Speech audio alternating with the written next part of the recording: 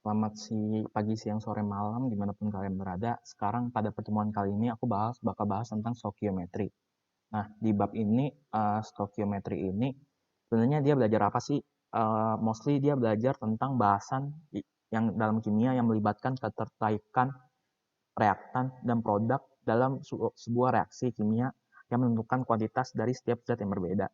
Nah, kalau kalian belajar di reaksi kimia, itu kan kalau di bagian sebelah kiri kan ada yang namanya reaktan atau reaksi. Nah, di sebelah kanannya ada produk. Nah, yang menghubungkan reaktan dan produk itu kan ialah sebuah reaksi. Nah, di pelajaran stokiometri, dia kebanyakan belajar tentang cara perhitungan reaksi ini. Kita lanjut. Nah, ini ada konsep, ibarat kata konsep dari molaritas, konsep stokiometri tersebut. Namanya ada konsep mol. Nah, mol ini dialah adalah jembatan penghubung antara molaritas, jumlah partikel, massa, dan volume STP.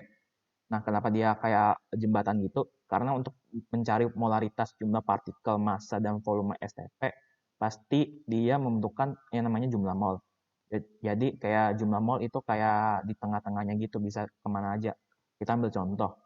Jika kamu mau cari molaritas suatu zat, tapi diketahui soalnya itu cuma mol, nah itu kamu bisa dengan cara molaritas dengan molnya yang diketahui berapa per volume yang diketahuinya berapa. Nah, itu juga berlaku sebaliknya jika kamu mau cari mol, tapi cuman yang diketahui itu molaritasnya doang. Itu bisa cari cara dengan molaritas dikali volume sama dengan jumlah mol. Hal tersebut berlaku yang sama juga dengan jumlah partikel, massa, dan volume STP. Nah, ini adalah hukum dasar ilmu kimia yang menjadi fondasi dasar dalam hukum di stokiometri. Yang pertama adalah hukum kekalahan massa dari Lavoisier. Yang kedua ada hukum perbandingan tetap dari Proust. Yang ketiga ada hukum perbandingan berganda dari Dalton. Yang keempat ada hukum perbandingan volume dari Gay-Lussac. Yang kelima ada hukum dari Avogadro. Nah, kalau teman-teman lihat dari hukum ini kan kayak banyak banget, tapi sebenarnya jangan lihat banyaknya. Ini kayak hukumnya dia kayak menjelaskan sebagian kecil-kecil buat jadi kayak parameter apa landasan kamu dalam mengerjakan soal di stokiometri. Kita bahas satu-satu ya. Yang pertama adalah hukum kekalahan massa dari Lavoisier. Nah, hukum ini berbunyi massa zat sebelum dan sesudah reaksi adalah sama. Nah, kita ambil contoh soal seperti ini. Kita coba dulu ini. Misalnya ada suatu reaksi 2H2 plus O2 sama dengan 2H2O. Nah, kita ambil contoh massa di sini 4 gram. 4 gram.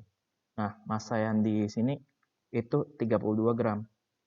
Nah, pasti hasil dari massa produknya itu sama dengan 4 ditambah 32, yaitu 36 gram. Nah, kenapa berlaku demikian? Karena sesuai dengan hukum kekalahan massa dari Lavoisier, massa zat sebelum dan sesudah reaksi adalah sama. Nah, jadi dia kayak punya cerita, ini kan 4 gram dan 32 gram. Sebenarnya kayak mereka masanya ini digabung masanya ini menjadikan massa ini. Jadi kayak massa ini berkurang.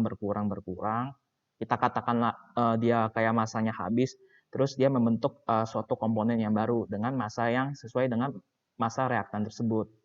Itu.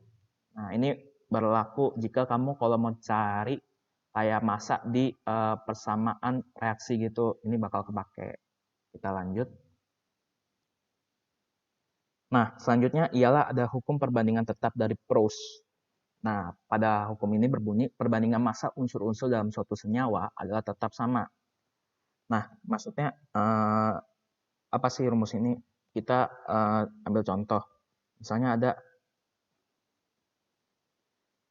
massa A per massa dari AX, BY. Nah, itu bakal sama dengan persentase dari ARA per persentase dari AX, BY. atau sama dengan dia persentase dari X dikali ARA per MR dari AXBY. Nah, ini maksudnya gimana? Jadi selama kamu ngaitin massa dari suatu A ke massa dari kita katakanlah molekul apa senyawa AXBY, itu sama aja kayak persentase AR-nya si A sama persentase dari AR-nya si AXBY. Nah, itu juga bakal sama dengan persentase dari jumlah MR dari A sama jumlah MR dari AXBY. Itu makanya dinamakan perbandingan massa unsur-unsur dalam suatu senyawa adalah tetap atau sama. Mau dibanding gimana pun dia tetap. Itu misalnya ininya 1/4 katakanlah. Ini juga bakal misalnya kira-kira 4/16. Kan ujung-ujungnya juga 1/4. Ini juga mungkin bakal 2/8. Ujung-ujungnya juga bakal 1/4 gitu. Itu sih. Kita lanjut ya. Nah, sekarang aku bakal jelasin tentang hukum perbandingan berganda dari Dalton. Nah, bunyi hukumnya ini, jika dua jenis unsur dapat membentuk lebih dari satu macam senyawa, maka perbandingan massa salah satu unsur yang berikatan dengan unsur lain yang sama merupakan bilangan bulat dan sederhana. Maksudnya apa sih? Nah, maksudnya gini, kita ambil contoh, misalnya ada suatu nitrogen, NO. Nah, ini punya massa N di mana N banding O itu sama dengan berapa nih? N itu kan 14. O itu berapa? 16 dong. Nah, berarti perbandingannya berapa? Nah, bagi 2 aja, 7/8. Nah, jika ada senyawa namanya NO2. Nah, mana N banding O, N-nya kan tetap nih 1 sama 1, tetap 14. Nah, cuma ini kan ada O-nya kan ini kita anggap 1, ini kan O-nya ada 2. Berarti dia kelipatan. Dari 16 dikali kelipatan 2 berarti 2. Kalau kita mau bandingin jadi 7/16. Nah, seperti itu. Nah, misalnya nih ada soal ditanya untuk massa nitrogennya sama banyaknya, maka perbandingan massa oksigen pada senyawa NO banding NO2 berapa? Misalnya ini untuk massa nitrogennya sama ya. Ini kita diketahui nitrogennya itu sama, berarti kan 7/7 ini. Nah, perbandingan massa oksigennya kan berarti kita tinggal NO banding NO2 untuk kasus yang oksigennya ditanya, berarti tinggal 8 dibanding 16 dengan 1/2. Itu teman-teman. Jadi seperti itu ya, jadi hukum perbandingan berganda. Jadi dia bisa berganda-ganda berkelipatan terus. Lanjut. Nah, sekarang kita bakal bahas tentang hukum perbandingan volume atau yang dari Gay-Lussac. Nah, isi bunyi hukumnya apa? Volume gas-gas yang bereaksi dalam volume gas-gas hasil reaksi itu jika diukur pada suhu dan tekanan yang sama, kita lihat syaratnya suhu dan tekanan yang sama akan berbanding sebagai bilangan bulat dan sederhana. Kita ambil contoh, misalnya ada suatu reaksi 2H2 plus O2 itu sama dengan 2H2O dong. Nah, ini kayak udah setara gitu. Nah, misalnya nih perbandingan volume gas hidrogennya itu kalau kita lihat dari koefisiennya itu ternyata sebanding dengan perbandingan volumenya jika pada ini kasusnya itu pada suhu dan tekanan yang sama. Jadi ini kan karena ini berdua berarti ini banding 1, ini untuk produknya banding 2. Jadi gitu untuk hukum perbandingan volume dari Gay-Lussac. Saya kira aman ya di sini ya. Lanjut. Nah, selanjutnya ada hukum dari Avogadro. Ini kayak banyak ini pas SMA kayak disebutin Avogadro. Nah, bunyinya ini, pada suhu dan tekanan yang sama, gas yang mempunyai volume sama mengandung jumlah mol yang sama. Maksudnya apa? Kalau kita lihat dari hukumnya itu sendiri, dia begini. N1/N2 itu bakal sama dengan V1 per V2. Ini V-nya ini volume ya, bukan kecepatan. Nah, N-nya ini molekul. Maksudnya mol. Mol. M per V gitu. Nah, ini maksudnya apa sih teman-teman? Nah, jika kita ada molekul 1 berbanding dengan molekul 2, itu bakal sama dengan volume 1 dengan volume 2. Nah, masalahnya kan kita kan takutnya kan sering kebalik-balik ini kayak penempatannya di mana. Nah, kita pakai patokan hukum PVNRT aja. Ini kalau aku ini kayak bikin versi sendiri. Jadi kayak nggak resmi tapi aku buat gitu. Nah, ini ada namanya hukum PVNRT. Nah, kita bisa lihat yang ini yang mirip kan N sama V-nya. Nah, kita anggap aja N sama V-nya itu yang bisa diubah-ubah, yang bisa kayak dimainin gitu. Sedangkan P sama R sama T-nya itu konstan. Jadi kayak satuan gitu. Jadi P, R, T dengan N per V. Nah, ini karena kita ini konstan, kita anggap C yang konstan itu sama dengan N per V. Nah, ini berarti kalau ini N1 berarti ini punyanya V1. Sama dong kayak rumus yang dari Avogadro. N1 per V1 sama dengan N2 per V2. Gitu teman-teman. Jadi kayak cuma bolak-balik aja. Misalnya kalau kalian lupa kayak penempatan apa rumus ini. Jadi dia bisa sebenarnya dari PVNRT. Dan ini buat teman-teman, info teman-teman, kalau kalian misalnya kadang-kadang lupa rumus, balik aja ke rumus awalnya. Ini tinggal di otak-atik aja sih teman-teman. Ini kayak udah dasarnya gitu. Gitu. Nah, kita lanjut teman-teman. Tuh. Nah, ini ada namanya reaksi pembatas. Ini reaksi pembatas, kadang-kadang orang masih bingung. Ini yang mana sih yang bisa dijadiin zat pembatasnya, mana sih yang ini yang nggak bisa dijadiin zat pembatasnya gitu. Nah, dia pokoknya reaksi pembatas itu zat-zat yang habis terlebih dahulu dalam suatu reaksi kimia. Kita ingat zat-zat yang habis terlebih dahulu dalam suatu reaksi kimia. Dalam ini reaksi reaktan dan produk.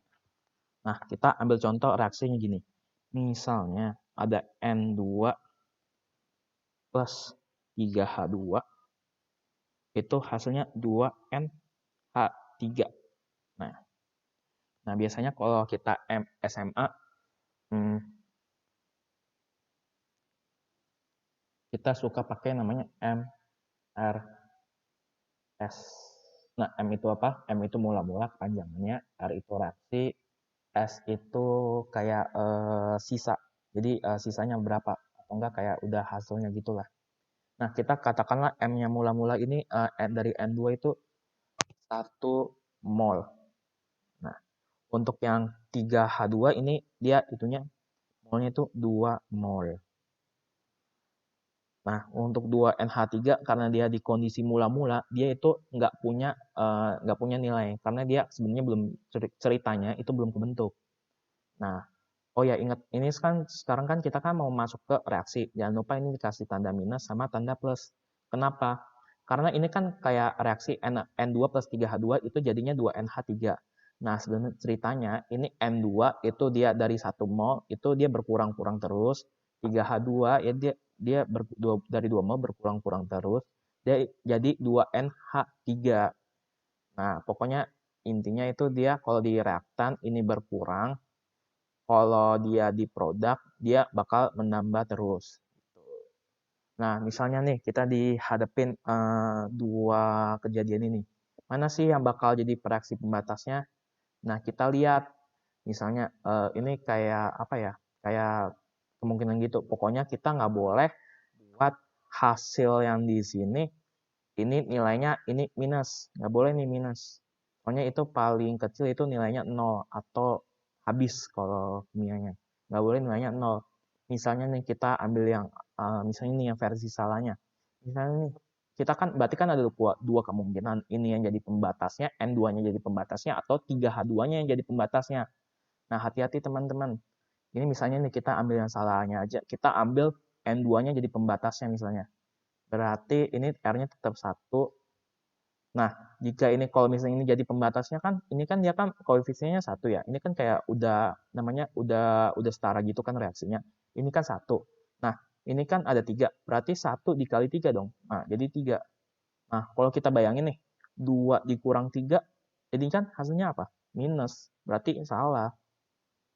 Kita nggak boleh, inget tadi kata yang tadi aku bilang dari awal, kita nggak boleh itu hasilnya minus. Makanya untuk N2 ini nggak bisa jadi reaksi pembatas karena dia buat 3H2-nya itu bakal hasilnya negatif. Nah, jadi gimana nih kalau buat jadi reaksi pembatasnya? Kan ada dua pilihan antara N2 atau enggak 3H2. Berarti kalau N2 salah, berarti 3H2 dong yang benar. Nah, kita coba ya. Ini kita hapus dulu. Ini kita hapus dulu. Ini kita hapus gitu. Nah, misalnya nih 3H2 kita jadi reaksi pembatas. Kita taruh 2-nya di sini dong. Sorry. 2-nya di sini dong. Nah, ini kan ada N2 karena 3. Berarti 2 gimana ya kayak cara ceritanya. Dia 2 dibagi 3 dikali 1. Nah, itu ya intinya. Berarti 2 bagi 3 kali 1 berapa? 2/3. Nah, ini udah bener dong. Soalnya kalau dia bakal dua-duanya kurang, itu nggak bakal yang hasilnya minus. Nah, ini 1 kurang 2/3 jadi 1/3. Sedangkan 22 jadi straight. Nah, kita lihat teman-teman untuk reaksi yang 2NH3. Ini kan 2/3, 2. Nah, 2/3 kan 1. Berarti untuk yang koefisien 2 berapa? Tinggal dikali 2 aja ya. Berarti 4/3. Ini kalau misalnya kalian teman-teman masih bingung, ini jadiin aja nih per 3, jadi 6/3. Tapi kan ujung-ujungnya sama hasilnya tetap 2. Nah, ini karena bakal ditambah jadinya hasilnya 4/3. Gitu. Nah, ini bakal reaksinya namanya ini habis. Nah, misalnya nih ditanya yang jadi pembatasnya apa? Yang jadi pembatasnya ini. Pembatas. Nah, intinya kalau aku kerjain soal itu biasanya pembatas itu bukan sebutnya pembatas sih, kayak jadi semacam patokan gitu, patokan. Tapi ini tergantung konsep teman-teman yang teman-teman bangun sih dari SMA itu apa namanya. Ya kalau aku sih ngomongnya pembatas. Nah, seperti itu ya teman-teman, moga-moga ngerti. Kita lanjut untuk rumus empiris dan rumus molekul. Nah, di rumus senyawa itu ada yang namanya rumus empiris dan rumus molekul. Nah, apa sih bedanya? Rumus empiris itu perbandingan mol terkecil dari unsur-unsur yang menyusun suatu senyawa. Nah, kalau RM ini perbandingan mol sesungguhnya dari unsur-unsur yang menyusun suatu senyawa. Ingat Re dan Rm. Re dan Rm. Re itu rumus empiris, Rm itu rumus molekul. Nah, jadi cara gampangnya ingat kayak nginget gini aja, empiris itu buat yang sederhana, sedangkan molekul itu yang kelipatannya. Kita ambil contoh gini. Misalnya ada suatu rumus empiris, ini kita katakanlah apa ya? AX, BY. Nah, untuk rumus molekul dengan senyawa yang sama, itu bakal AX, BY dikali N. Nah, N-nya ini yang namanya kelipatan. Jadi bisa kelipatan 1, 2, 3, 4, 5. Pokoknya dia kalau yang belum sederhana itu namanya RM. Nah, sedangkan dia kalau yang sudah sederhana namanya RE. Seperti itu. Nih, kalau dipahamin teman-teman, kayak cuma dua gitu aja. Nah, sekarang kita bakal ke contoh soalnya. Ini pada contoh soal ini, pada pemanasan HGO akan terurai menurut reaksi 2HGO menjadi 2Hg plus O2. Nah, ditanya nih, pada pemanasan 108 gram HGO akan terbentuk sebanyak 4,8 gram O2. Maka HGO yang terurai sebanyak, nah ini kita tuh biasanya kalau aku tulis persamaannya dulu, 2HGO jadi 2Hg plus O2. Nah, ini kalau aku biasanya tulis MRS. Kenapa? karena dia pada pemanasan 108 gram, jadi dia kayak ada mula-mulanya gitu. Dia udah terbentuk nih 4,8 gram O2, berarti kan di sini dong S-nya kayak sisa, kayak hasilnya gitu. Maka HGO yang terurai berarti ditanyanya di bagian reaksi. Nah, kita udah enak nih sebenarnya sih, udah dikasih tahu nilai Hg-nya berapa, nilai O-nya berapa. Nah, untuk yang reaksi mula-mula ini, kita bakal, ini kan MRS, berarti dia harus dalam mol. Nah, ini kita bagian sini aja. Untuk masanya kan diketahui dari HGO itu kan 108 gram. Nah, untuk yang Hg kan dapatnya 200 plus 16. Berarti berapa? 108 per 216. Jadi berapa? 1 per 2. Nah, kita bisa masukin nih nilai dari molnya itu berarti 1,5 kayak setengah gitu, atau 0,5 terserah.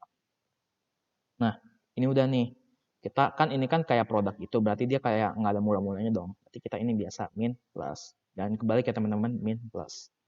Nah, untuk kita lihat nih kata kunci selanjutnya akan terbentuk ada 4,8 gram O2, berarti kita tulis masanya, kita kayak ini ya cari mol dulu, ini kayak cari mol gitu. Molnya apa? Massa per mr atau AR. Itu kalau AR itu dia kayak satuan, kalau MR itu kayak molekul. Masanya itu berapa? 4,8 per kita lihat O2. O2-nya di sini berapa? O2-nya itu kan ada 2 kali, berarti 32 ya. 32. Berarti berapa? Nih kalau dihitung-hitung sekitar 0,15. Nah, kita masukin ke reaksi yang hasilnya tadi. Begitu. Nah, ini kita kalau dari sini udah bisa kita kerjain nih dari persamaan reaksinya. Nah, ini kan dari sisanya kan 0,15.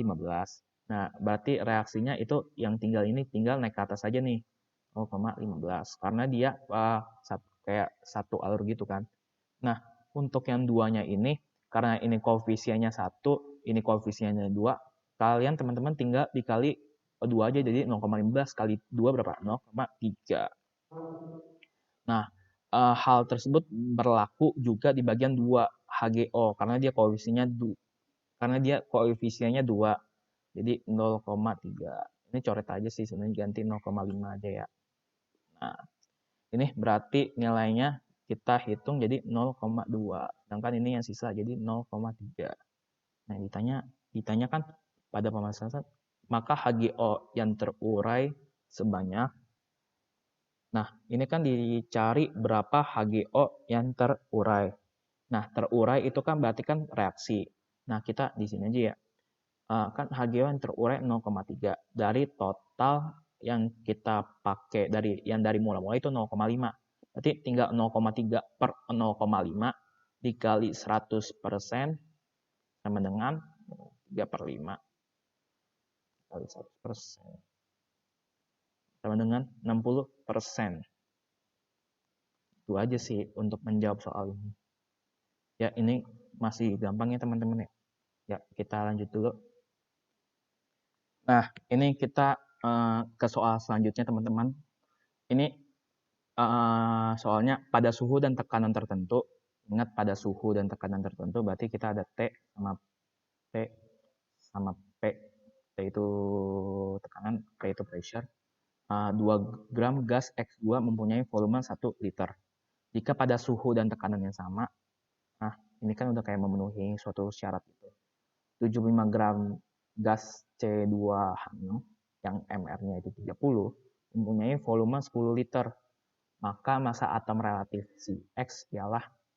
Nah, ini kita tinggal pakai rumus yang pakai rumus yang aku patokan sih PVNRT, tinggal P per RT sama dengan N per V. Kita P per RT itu kita anggap konstan aja, jadi tinggal N per V. Jadi rumusnya itu N1 per V1 sama dengan N2 per V2. Nah, atau enggak yang tadi rumusnya itu N1 per N2 dengan V1 per V2. Nah, kalau misalnya teman-teman tadi nih, kayak aku lupa nih, rumus yang hukumnya itu apa, ya tinggal pakai PVNRT aja udah selesai itu. Nah, kita lanjut. Kita kan diketahui dari soalnya nih, pada suhu dan tekanan tertentu 2 gram gas X2 di N itu kayak udah ada masanya 2 gram X2. X2-nya kan ini kan kita kan yang mau dicari ya. Jadi kita namain aja dia AR per V1-nya dari ini volumenya kan 1 liter ya. Kita tetap tulis 1. Nah, sama dengan berapa nih? Jika pada suhu dan tekanan yang sama 75,5 gram juga bisa. Nah, 7,5 berarti kita tulis masanya 7,5 per dari MR-nya nih. MR-nya kan udah diketahui. Berarti berapa? 30 per. Nah, mempunyai volume 10 liter. Nah, ini udah dikasih tahu nih. Ini tinggal di otak-atik aja. Jadi kita tinggal pengoperasinya 2 per AR per 1 sama dengan 7,5 per 30 berapa? Seperempat. Per 10. Nah, ini jadi 2 per AR. Kita lanjut di atas saja. 2 per AR. 2 per AR. Ini kan dia kan 10 naik ke silang ke atas. Jadi dikali 10 sama dengan 1/4. Nah, ini pas udah dapet 20 per AR sama dengan 1/4. Nah, nanti bakal ketemu AR sama dengan 20 per 20 dikali 4 kali 4 sama dengan berapa? 80. Ya ingat ini jadi dia pindah ke sini, 4-nya naik ke atas jadi 20 kali 4, bukan 20 bagi 4. Jadi jawabannya itu AR-nya itu 80. Nah, gitu aja teman-teman pembahasan singkat sebenarnya tentang konsep-konsep dari stokiometri, dan tadi juga ada pembahasan tentang 2 soal yang berkaitan dengan stokiometri. Di sini aku harap teman-teman bakal kayak nginget konsepnya, mau diapain soalnya, itu teman-teman bakal bisa kerjain. Syaratnya itu sering-sering latihan soal, sering-sering latihan mau soal apapun yang ada kaitannya kayak soal SMA, soal ujian masuk perguruan tinggi yang ada kaitannya dengan stokiometri, itu kalian belajar aja. Soalnya itu bakal kuatin pemahaman kalian tentang stokiometri ini. Dan juga udah di musim pandemi ini, tetap jaga kesehatan ya teman-teman. Itu aja. Yaudah sekian dan terima kasih teman-teman.